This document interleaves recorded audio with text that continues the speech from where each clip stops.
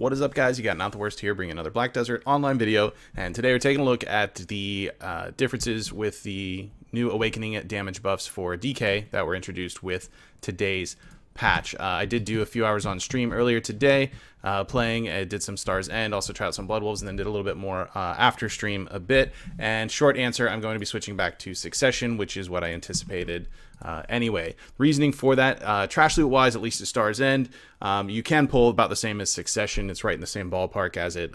For it, I was actually able to pull the same numbers, 4.5 on Cliff rotation, with Awakening with the new damage increases. So the damage increases is something that's there, but it's nothing like it's mind-blowing to be drastically more. The biggest issue with it is the lack of sustain. I didn't expect entirely this HP bonus on Lunacy Vidir to be actually as detrimental as it is in Succession, which you don't get in the Awakening.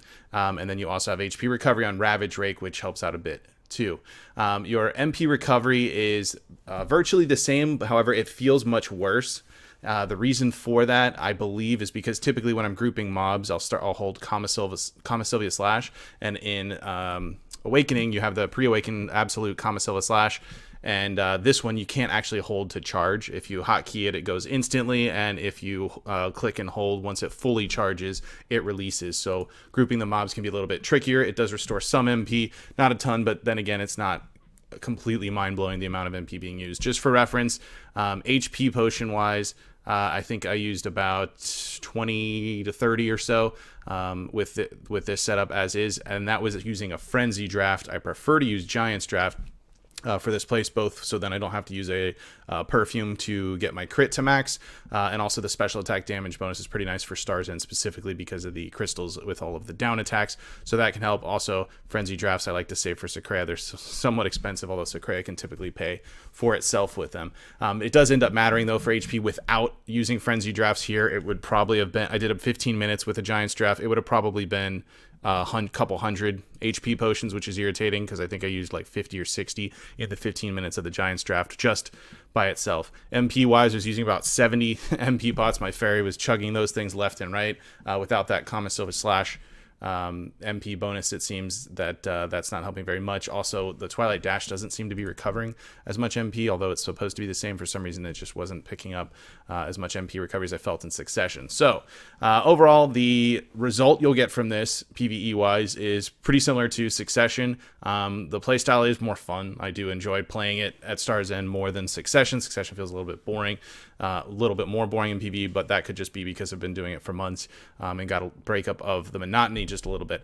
However, the other side you need to think about here is if you go to duel for spot, you're going to wish you were in Succession for sure, because Awakening is just not as good, period.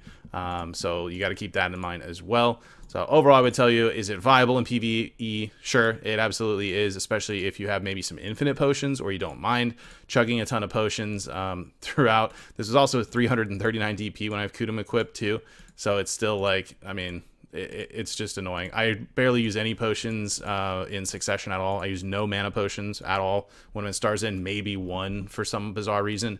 And then I use maybe 5 HP potions at my DP with Succession built on. So I don't think this is exactly where it needs to be to get the results that they were looking for, to bring them into balance. And obviously we need some PvP changes to Awakening to even really consider using it full time anyhow, because it's not very feasible to have to swap your skills back over every single time you want to actually like duel someone.